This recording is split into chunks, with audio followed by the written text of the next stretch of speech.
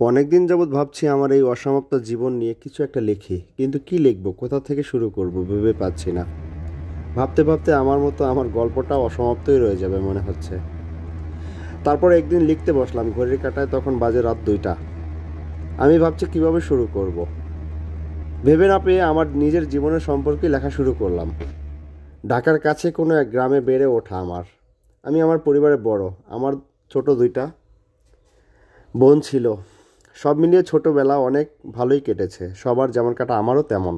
ব্যতিক্রম ছিলাম না। অনেক দুষ্টামি, খেলাধুলা, মজা, হই হুল্লা করতাম। আনন্দের কোনো কিছুই কমতি ছিল না, যাকে বলে দুরন্ত শৈশব।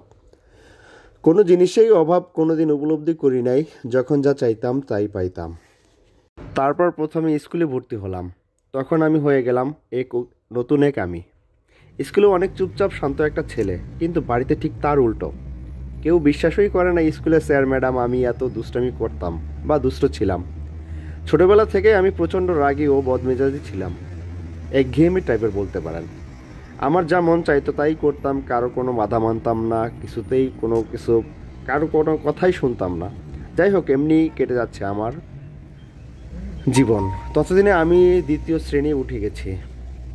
তখন আমি তত একটা ভালো ছাত্র ছিলাম না, যেমন আমার রোল ছিল 12।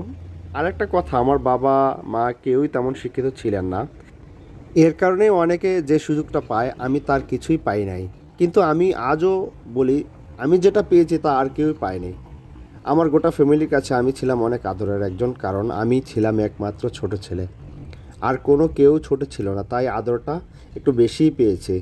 আর একটা কথা ভুলে গেছি, আমার 3 কাকা ও 2 ফুফু ছিল। তাদের কাছেই আমার ভালোবাসার কমতি ছিল না। এক একজন যেন এক একজন থেকে বেশি ভালোবাসতেন আমায়। আমার একটু আরও একটা নাম ছিল পাগলা। যেহেতু আমার বেড়ে ওঠা গ্রামে, আহ, আমার বাবা মা অনেকের কথা শুনতে হয়েছে। আর সব দুষ্টামি ও দুরান্তপানা ছিল অনেক। লেখাপড়া করতে আমার তেমন একটা ভালো লাগতো না। অনেকেই মুখের একটা কথাও শুনতাম না। আমার মাকে অনেক কথা শুনতে হয়েছে সবার থেকে। এই ছেলে লেখাপড়া হবে না, এই ছেলে দিয়ে কিছু হবে না, তোর ভবিষ্যৎ অন্ধকার, এই সেই নানান ধরনের কথা যেভাবে বলে গ্রামের অঞ্চলের মানুষ। কারো গ্রাম সম্পর্কে ধারণা থাকলে বুঝবেন। তখন থেকেই এই কথাগুলো আমার খুব খারাপ লাগতো। মা আমাকে শুধু একটা কথাই বোঝাতেন, আমি যেন মানুষের কথার জবাবটা দিতে পারি সঠিক সময়ে, তাদের কথা যেন সত্যি না হয়। একদিন কোনো এক কারণে হয়তো আমার এই দুষ্টামি করার জন্যই আমাকে অনেক শাসন করলেন এবং মারলেন, সারা রাত বুঝালেন। সেই অশ্রুসিক্ত কথাগুলো আমি কোনোদিন ভুলবো না। এর আগে এর আগে আমি জীবনে কোনো দিন কারো মার খাই নাই। সেদিনই প্রথম। এতে আমার খুব রাগ হলো, গোসাও হলো। মনে মনে সিদ্ধান্ত নিলাম, না, আমি এখন থেকে ঠিকমতো পড়ালেখা করব এবং মায়ের স্বপ্ন সত্যি করব। দেখব কি আছে এই লেখাপড়ায়। তারপর 3য় শ্রেণীতে উঠলাম এবং আমার রোল হলো 4। 4র্থ শ্রেণীতে ওঠার পরে আমার রোল হলো 2। পঞ্চম, সেই 2 দিয়ে আমার মাধ্যমিক বিদ্যালয়ের শিক্ষা জীবন শেষ হলো। এরপর শুরু হলো হাই স্কুল, মানে মাধ্যমিকের জীবন। ক্লাস 6-এ ভর্তি হলাম একটা সেন্টার স্কুলে। সেখানে কোনো ভর্তি পরীক্ষা দিতে হতো না। যে আগে ভর্তি হবে তার রোল আগে হবে, পরীক্ষার মাধ্যমে রোল নির্ধারণ করা হবে। এতে আমার রোল হয়ে যায় কষাখায় 9।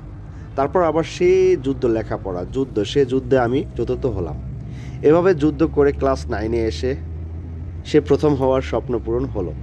বলতে বলতে স্কুল জীবন শেষ করে ফেললাম। অনেক কথা ভুলেই গেছি এখন। আমাদের স্কুলের ছেলেমেয়েরা আলাদা ছিল, কারণ কারোর সাথে কারো কোনো দেখা হতো না। আর আমি আবার একটু অন্য রকমের ছিলাম, সবার মতো না।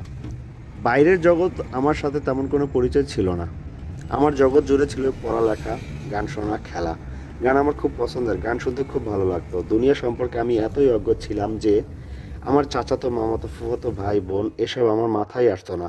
আমি শুধু জানতাম যে সে আমার ভাই বোন। তবে এটা অবশ্য আমার দোষ ছিল না। আমার ফ্যামিলি কখনো কাউকে আলাদা করে শিখায়নি, সবাইকে আপন করে শিখিয়েছে। ওহ, যেই কথাই ছিলাম ছেলে মেয়ে আলাদা, আমার কখনো মেয়েদের সাথে মেশা হয়ে ওঠে নাই। মিশতে আমার ভালোও লাগতো না।